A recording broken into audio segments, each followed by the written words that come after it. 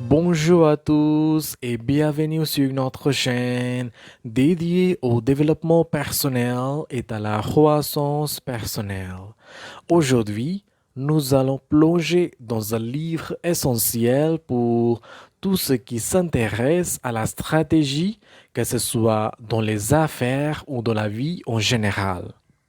Le livre s'intitule Good Strategy, Bad Strategy, The Difference and Why It Matters par Richard Rumelt.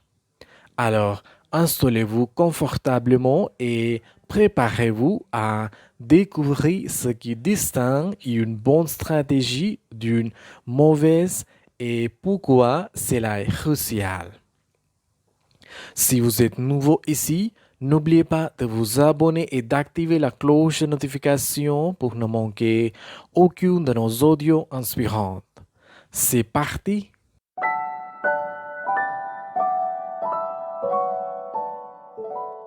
Chapitre 1. La stratégie n'est pas un but. Dans ce premier chapitre, Richard Rumelt met en lumière une confusion courante dans le domaine de la stratégie. Beaucoup de gens, y compris des dirigeants d'entreprises, des responsables politiques et des leaders d'organisations, confondent stratégie et objectif. Cette confusion est non seulement fréquente, mais elle est aussi dangereuse car elle peut conduire à des échecs retentissants. Rumelt commence par clarifier ce que la stratégie n'est pas. Une stratégie ne se résume pas à une simple liste de souhaits ou d'objectifs ambitieux. Par exemple, dire nous voulons être les meilleurs dans notre secteur ou nous voulons doubler notre chiffre d'affaires n'est pas une stratégie. Ce ne sont que des buts. Une véritable stratégie doit aller bien au-delà de ces déclarations générales. Il explique que de nombreuses entreprises et organisations tombent dans le piège de ce qu'il appelle la mauvaise stratégie en se contentant de fixer des objectifs sans élaborer un plan solide pour les atteindre. Cela revient à dire ce que l'on souhaite sans indiquer comment on compte y arriver. Une telle approche est vouée à l'échec car elle manque de direction, de clarté et d'action concrète. Une bonne stratégie, selon Rumelt, commence par l'identification d'un problème critique ou d'un défi majeur à surmonter. C'est ce qu'il appelle le diagnostic. Sans ce diagnostic précis, il est impossible de développer une stratégie efficace. Rumelt insiste sur le fait que comprendre le problème est la première étape essentielle. Si l'on ne sait pas quel est le véritable problème, on ne peut pas espérer trouver une solution adaptée. Pour illustrer ce point, Rumelt utilise l'exemple d'une campagne militaire. Un général ne se contente pas de dire nous devons gagner la guerre. Il doit d'abord comprendre les forces et les faiblesses de son armée, les menaces auxquelles il est confronté et les opportunités qui se présentent. Ce diagnostic lui permet ensuite de développer une stratégie adaptée pour atteindre l'objectif ultime, la victoire. Une fois le diagnostic établi, la stratégie consiste à concevoir une série d'actions cohérentes et coordonnées pour surmonter le problème identifié. Rummel souligne que ces actions doivent être réalistes, réalisables et alignées les unes avec les autres. Une bonne stratégie ne se contente pas de dire nous devons innover ou nous devons croître. Elle décrit précisément les mesures à prendre, comment les ressources seront allouées et comment chaque action contribuera à la réalisation de l'objectif global. Par exemple, une entreprise qui souhaite augmenter sa part de marché doit non seulement identifier les segments de marché les plus prometteurs, mais aussi concevoir des actions spécifiques pour s'attaquer à ces segments tels que le développement de nouveaux produits, l'amélioration du service client ou l'expansion de la distribution. Toutes ces actions doivent être cohérentes et former un plan d'ensemble qui mène à l'objectif. Rummel met également en garde contre les dangers d'une mauvaise stratégie. Une mauvaise stratégie est souvent le résultat d'une absence de diagnostic clair ou d'une incapacité à aligner les actions avec les objectifs. Cela peut conduire à une dispersion des efforts, une perte de ressources et finalement à l'échec. Chapitre 2. Les trois éléments d'une bonne stratégie. Dans ce deuxième chapitre, Richard Rummel approfondit ce qui constitue le cœur d'une bonne stratégie.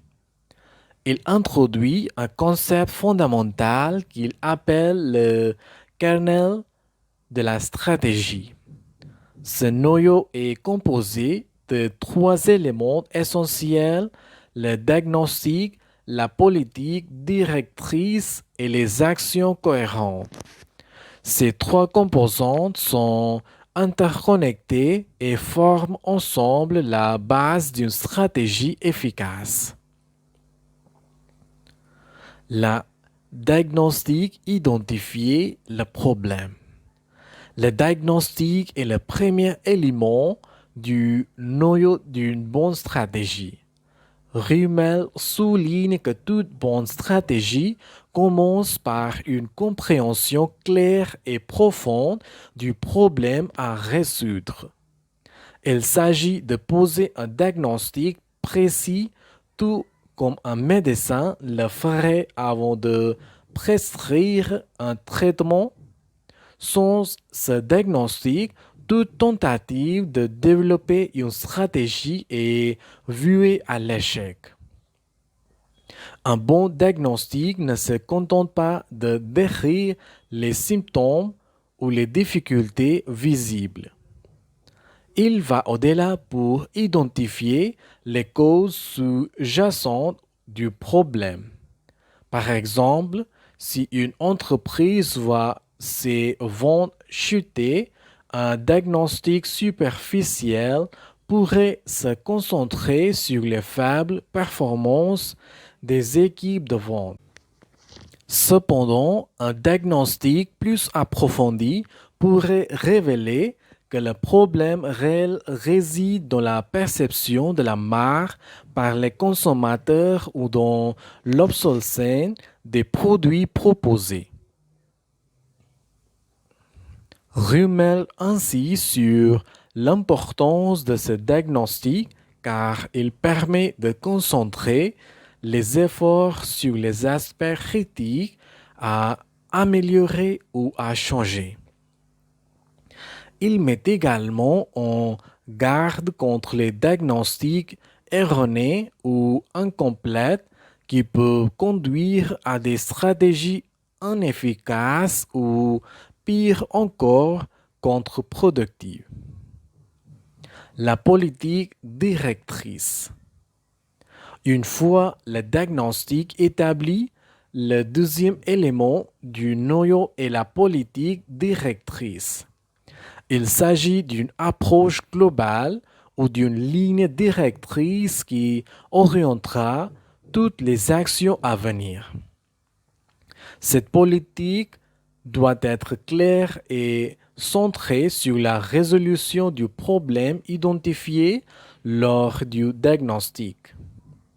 Elle joue un rôle de guide pour la prise de décision et assure que toutes les actions prises sont alignées avec l'objectif stratégique.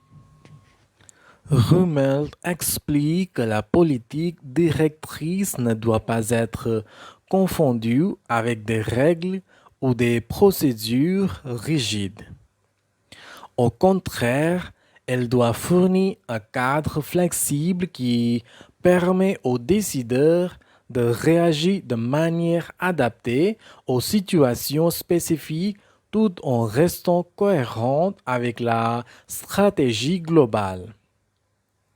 Cette approche permet d'éviter de s'égarer dans des initiatives qui ne sont pas en phase avec l'objectif principal. Par exemple, si une entreprise diagnostique que son problème principal est une baisse de compétitivité due à des produits obsolètes, la politique directrice pourrait être axée sur l'innovation et le développement de nouveaux produits. Cette politique orienterait alors les actions de l'entreprise vers la recherche et développement, l'acquisition de nouvelles technologies et le repositionnement de la marque. Une bonne politique directrice doit également être simple et compréhensible. Rummel insiste sur le fait qu'une stratégie complexe ou ambiguë est souvent mal comprise par ceux qui doivent la mettre en œuvre, ce qui peut mener à des erreurs d'exécution et à une dilution des efforts. Les actions cohérentes. Le troisième et dernier élément du noyau d'une bonne stratégie est constitué des actions cohérentes. Une fois le diagnostic posé et la politique directrice définie, il est crucial de traduire cette stratégie en actions concrètes et coordonnées. Ces actions doivent être spécifiques, alignées avec la politique directrice et orientées vers la résolution du problème identifié. Rummel souligne que la cohérence des actions est essentielle pour l'efficacité de la stratégie. Chaque action entreprise doit compléter les autres et tout doit viser le même objectif global. Une stratégie bien exécutée est comme une machine bien huilée où chaque pièce joue un rôle crucial et contribue à la performance de l'ensemble. Il donne l'exemple d'une entreprise qui décide de se concentrer sur l'innovation pour surmonter un déficit de compétitivité. Les actions cohérentes pourraient inclure l'investissement dans la recherche et développement, la formation des employés sur les nouvelles technologies et le lancement de campagnes de marketing pour promouvoir les nouveaux produits. Si toutes ces actions sont bien alignées et coordonnées, elles renforceront mutuellement leur efficacité. Rummel met également en garde contre le piège de l'incohérence ou des actions contradictoires ou non alignées peut affaiblir l'effort stratégique global. Par exemple, si une entreprise investit dans l'innovation mais réduit en même temps son budget de marketing, elle pourrait échouer à maximiser l'impact de ses nouveaux produits sur le marché. En conclusion, Rumeld explique que ces trois éléments, le diagnostic, la politique directrice et les actions cohérentes, forment le noyau d'une bonne stratégie. Ils sont indissociables et doivent être conçus en harmonie pour que la stratégie soit efficace. Un diagnostic clair identifie le véritable problème. La politique directrice fournit une orientation stratégique et les actions cohérentes traduisent cette stratégie en résultats cohérents. Chapitre 3. Les mauvaises stratégies. Dans ce troisième chapitre, Richard Rumeld aborde un aspect crucial du succès stratégique: l'identification et la reconnaissance des mauvaises stratégies. Il démontre que la plupart des échecs organisationnels ne proviennent pas d'un manque de ressources ou d'efforts, mais plutôt de mauvaises stratégies.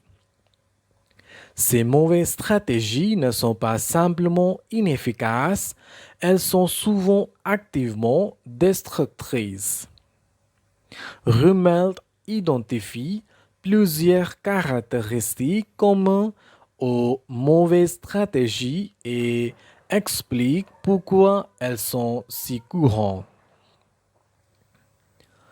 L'une des erreurs les plus courantes que Rumeld observe est la confusion entre l'objectif et stratégie.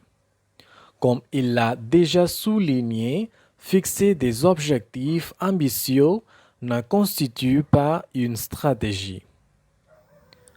Une mauvaise stratégie se manifeste souvent par une liste de souhaits ou de buts sans diagnostic clair ni plan cohérent pour les atteindre. Rumeld critique les dirigeants qui énoncent des objectifs vagues comme être le leader du marché ou innover continuellement, sans fournir de cadre stratégique pour guider les actions nécessaires à l'atteinte de ces objectifs. Ce type de mauvaise stratégie est particulièrement répandu dans les organisations qui mettent l'accent sur l'inspiration plutôt que sur la réflexion stratégique. Un exemple classique de cette confusion est l'utilisation excessive de slogans et de buzzwords dans les plans stratégiques. Des termes comme synergie, transformation numérique ou création de valeur sont souvent employés sans explication concrète sur la manière dont ces concepts seront réalisés.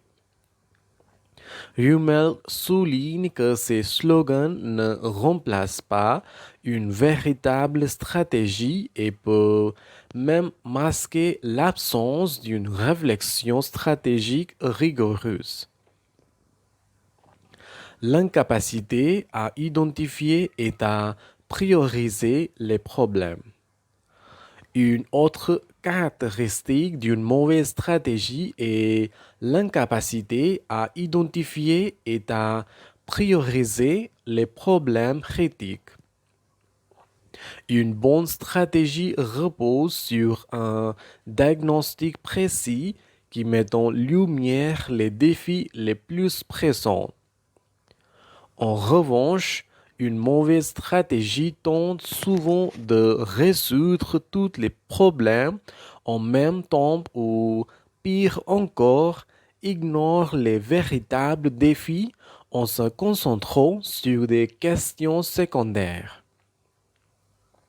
Rummelt donne l'exemple de certaines entreprises qui, au lieu de se concentrer sur la résolution d'un problème majeur comme la perte de parts de marché, diluent leur effort en essayant d'aborder plusieurs enjeux mineurs simultanément. Ce manque de focalisation conduit à des stratégies inefficaces et à une dispersion des ressources. Il souligne également que certaines organisations évitent de confronter les vrais problèmes parce que ceux-ci sont trop difficiles ou inconfortables à aborder. Au lieu de cela, elles préfèrent se concentrer sur des objectifs plus facilement atteignables mais moins pertinents. Cette approche non seulement échoue à résoudre les problèmes critiques, mais elle peut aussi aggraver la situation en détournant l'attention des priorités essentielles. Une autre caractéristique des mauvaises stratégies est l'absence de choix stratégique. Une stratégie efficace nécessite de faire des choix difficiles comme décider ou concentrer les ressources, quelles opportunités poursuivre et quelles activités abandonner. Cependant, beaucoup de mauvaises stratégies évitent ces choix en tentant de tout faire à la fois sans priorisation claire. Rummelt explique que cette absence de choix est souvent motivée par la peur de faire des erreurs ou de perdre des opportunités. Les dirigeants peuvent être réticents à se concentrer sur une direction particulière par crainte de négliger d'autres possibilités. Cependant, en essayant de tout faire, ils finissent par diluer l'effort et par ne rien faire de manière réellement efficace. Elle cite l'exemple d'entreprises qui tentent simultanément de pénétrer de nouveaux marchés, d'améliorer le produit existant, de réduire les coûts et d'innover dans de nouvelles technologies, le tout sans une vision claire des priorités. Cette absence de choix stratégique conduit souvent à une fragmentation des efforts et à un échec global. Enfin, Rummelt met en évidence l'incohérence comme une autre caractéristique clé des mauvaises stratégies. Une stratégie cohérente aligne toutes les actions sur une politique directrice claire et sur un diagnostic précis. En revanche, une mauvaise stratégie se caractérise souvent par des actions contradictoires ou non alignées. Il donne l'exemple d'une entreprise qui, d'un côté, investit massivement dans l'innovation pour améliorer ses produits, mais qui, d'un autre côté, réduit simultanément les dépenses de marketing et de support client. Ces actions incohérentes affaiblissent l'efficacité globale de la stratégie car elles tirent l'organisation dans des directions opposées. Rummelt souligne que l'incohérence stratégique peut également résulter de conflits internes au sein de l'organisation où différentes divisions ou équipes poursuivent des objectifs divergents. Ces conflits peuvent non seulement conduire à une perte de ressources, mais aussi à une confusion généralisée sur la véritable direction de l'entreprise. Dans ce chapitre, Richard Rumelt met en garde contre les pièges des mauvaises stratégies qui sont souvent le résultat d'une réflexion superficielle, d'une réticence à faire des choix difficiles et d'une incapacité à aligner les actions sur une politique cohérente. Il rappelle que reconnaître ces mauvaises stratégies est le premier pas vers la correction. Chapitre 4. La force du levier.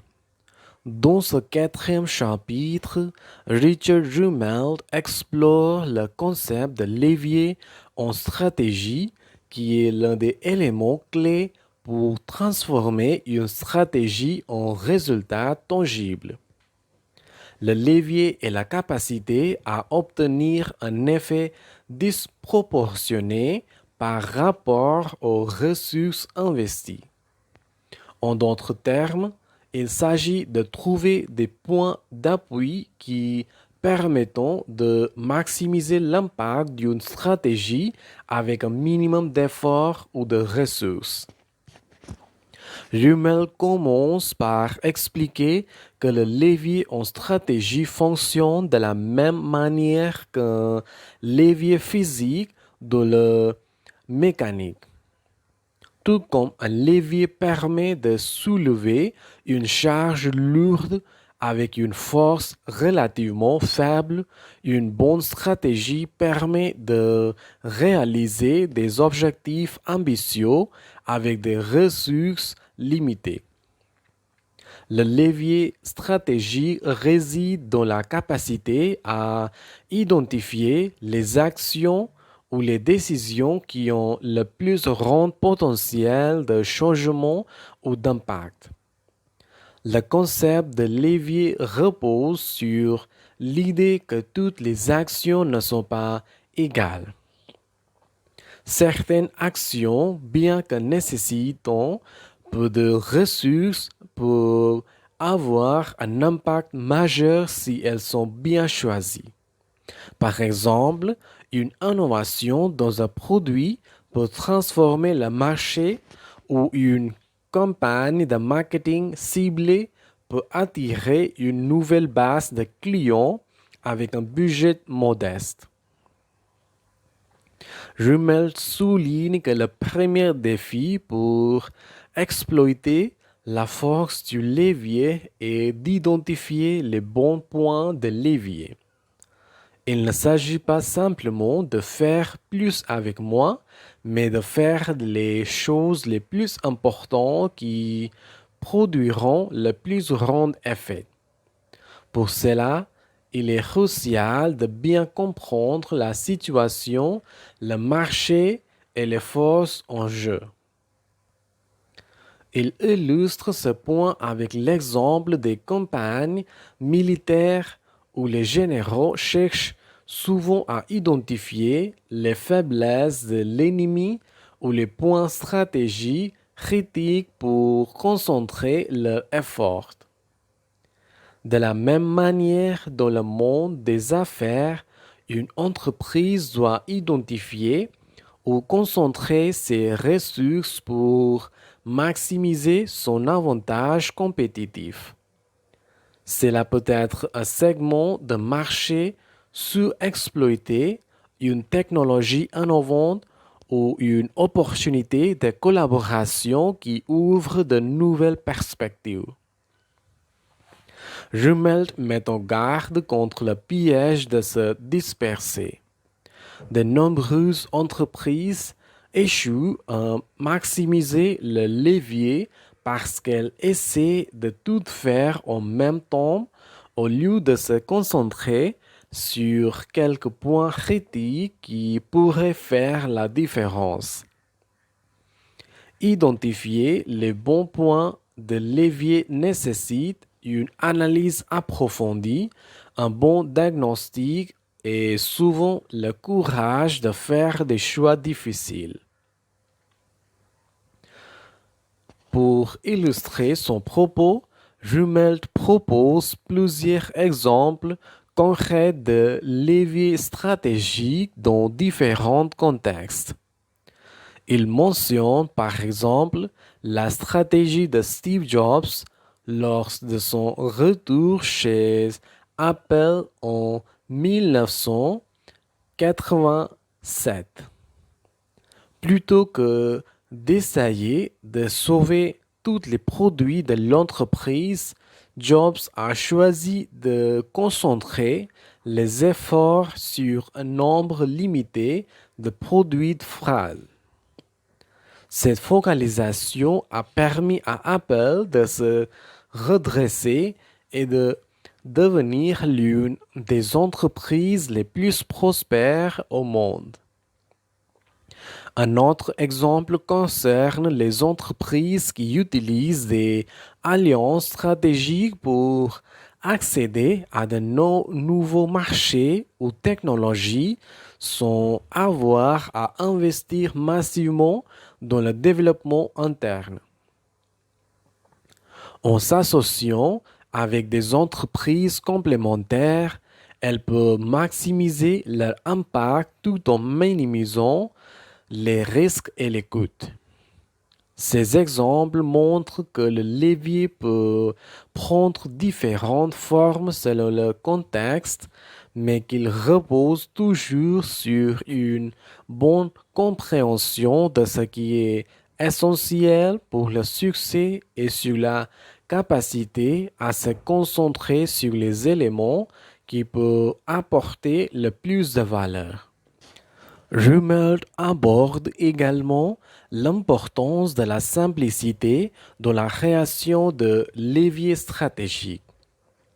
Les stratégies complexes et les plans d'action détaillés peuvent parfois être contre-productifs car ils dispersent l'attention et les ressources.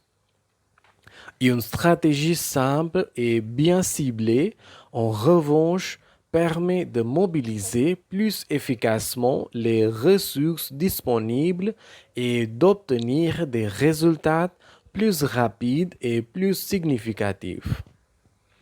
Il explique que la simplicité n'est pas synonyme de superficialité. Une stratégie simple est souvent le résultat d'une réflexion stratégique profonde qui a permis de dégager l'essentiel des éléments superflus. En se concentrant sur l'essentiel, une entreprise peut créer un levier puissant qui lui permet de se distinguer de ses concurrents. Enfin, Rummel souligne que l'activation du levier stratégique dépend en grande partie du leadership. Les dirigeants doivent non seulement être capables d'identifier les points de levier, mais aussi de mobiliser leur organisation pour les exploiter efficacement. Cela nécessite une communication claire, une vision inspirante et la capacité à galvaniser les équipes autour d'objectifs communs. Il donne l'exemple de leaders qui ont su transformer des organisations en crise en se concentrant sur quelques actions clés qui ont eu un impact disproportionné. Ces leaders ont souvent dû faire preuve de courage pour prendre des décisions difficiles, mais c'est précisément cette capacité à prendre des décisions audacieuses qui leur a permis de créer du levier stratégique. En conclusion, Rummelt démontre que la force du levier est un élément central de toute bonne stratégie. Identifier les bons points de levier et les exploiter efficacement permet aux organisations de maximiser leur impact tout en minimisant l'effort et les ressources nécessaires. Le levier stratégie repose sur une analyse rigoureuse, une focalisation sur l'essentiel et un leadership capable de mobiliser les ressources là où elles auront le plus grand effet. Et voilà un aperçu détaillé du livre Good Strategy, Bad Strategy de Richard Rumelt. Si vous avez trouvé ces informations utiles, n'hésitez pas à partager cet audio avec vos amis et à laisser un commentaire ci-dessous. Assurez-vous de vous abonner à la chaîne pour ne pas manquer nos prochains audios sur le développement personnel et les résumés de livres. Merci d'avoir écouté. Au revoir.